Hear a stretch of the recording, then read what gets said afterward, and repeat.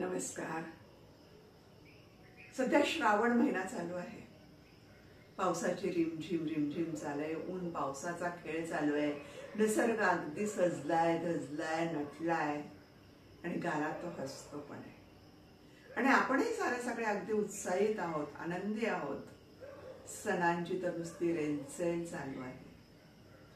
सगळीकडे एकदम उत्साहाचं, आनंदाचं वातावरण पसरलेलं आहे.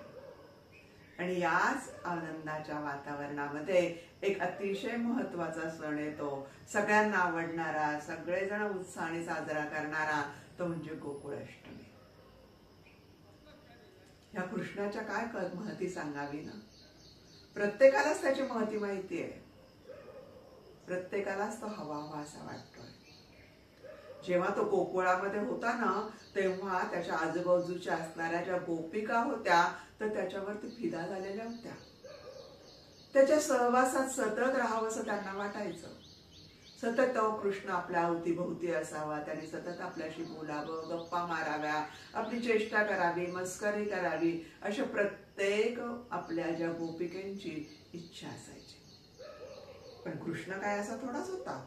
तो प्रत्येकाच्या वाटेला थोडाच येत होता. तो प्रत्येक वेळेस हुलकावणी देऊन निघून जायचा. आणि ह्या गोपिका मात्र निराश व्हायच्या. त्यावेळेस ह्या गोपिकांना ना कृष्णाच्या जवळ जी बासरी होती ना, त्या बासरीबद्दल खूप असूया वाटायची. त्या बासरीबद्दल ना खूप त्यांना द्वेष वाटायचा. पहा, ही बासरी जी आहे ती सतत ह्या कृष्णांच्या बरोबर असते. एक तर ती ओठावर असते किंवा ती हातात असते. तिची बाई खरंच खूप मज्जा आहे. सतत तिला कृष्णाचा काय होतोय, सहवास लाभतोय. काय एक साधीशी काठीशी ती असलेली बासरी, पण ती काय ती कृष्णाला प्रिय आहे ना. त्यामुळे सगळ्या गोपिका या बासरीचा काय करायच्या, सतत हेवा करायचा, द्वेष करायचा. जेव्हा ही गोष्ट बासरीला कळाली तेव्हा बासरी हसली आणि त्या गोपिकांकडे गेली आणि म्हणाली, अगं का ग तुम्ही माझा द्वेष करताय? मी सतत कृष्णाच्या बरोबर असते म्हणून का? पण तुम्हाला माहित आहे का ही गोष्ट, कृष्णाने मला का जवळ केलंय म्हणून? हे पहा, ह्या बासरीवरती हे 6 छिद्र आहेत ना, ही 6 रंध्र आहेत ना, हे माझे षड्रूपू आहेत. मद, मत्सर, लोभ, राग, द्वेष, हे जे 6 दुर्गुण आहेत ना, हे दुर्गुणांचे हे छिद्र आहेत. मी हे छिद्रातून माझे सगळे दुर्गुण हे काढून टाकले आहेत. मी आतून बाह्य अंतर्बाह्य ही निर्मळ झालेली आहे. माझ्या मनात एक आणि बाहेर एक असं अजिबात माझ्यामध्ये घडत नाहीये. त्यामुळे मी परिपूर्ण झालीये, स्वच्छ आहे, निर्मळ आहे. आणि या सगळ्यांमुळं या कृष्णाने काय केलंय तर मला जवळ केलेलं आहे.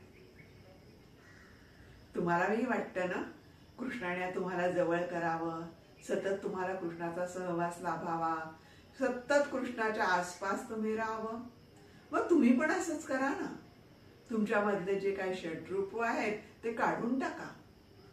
तुमच्यातला राग, मद, मत्सर, मोह, लोभ हे सगळे अवगुण सोडून द्या. अंतर्बाह्य निर्मळ होऊन जा. पहा बरं मग काय होतं ते. हा कृष्ण कधी तुमच्या जवळ येईल हे तुम्हालाही कळणार नाही. सतत तुमच्या भोवती राहील. तो ह्या दुर्गुणांना कंटाळलेला असतो. हा दुर्गुण त्याला नको असतात. जेव्हा आपण ह्या दुर्गुणातून मुक्त होतो तेव्हाच कृष्ण आपल्यापाशी येत असतो. असं जेव्हा बासरी सांगते तेव्हा या सगळ्या गोपिकांचे काय होतात, डोळे उघडतात. त्यांनाही कळतं खरंच आपल्या मधल्या जे काही अवगुण आहेत ते जर सोडलं तरच परमेश्वर आपल्या जवळ येणार आहे, आपल्याला आपलंसं करणार आहे, सतत आपल्या भोवती राहणार आहे आणि सगळ्या इच्छा आकांक्षाही आपल्या पूर्ण होणार आहे.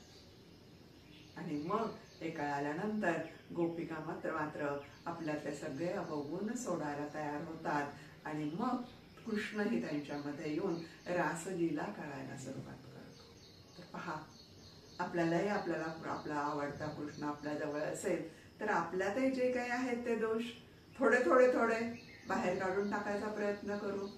कृष्णही आपल्याला आपलंसा होईल, आपल्या भोवती येईल, आपल्या भोवती रुंजी घालेल आणि आपल्याला तेच हवंय ना. आवडली का तुम्हाला माझी ही गोष्ट? आवडली असेल तर नक्कीच इतरांना पाठवा, सबस्क्राईब करा, माझं चॅनल लाईक करा आणि वेगवेगळ्या छान कमेंट्स पण देत चला. धन्यवाद.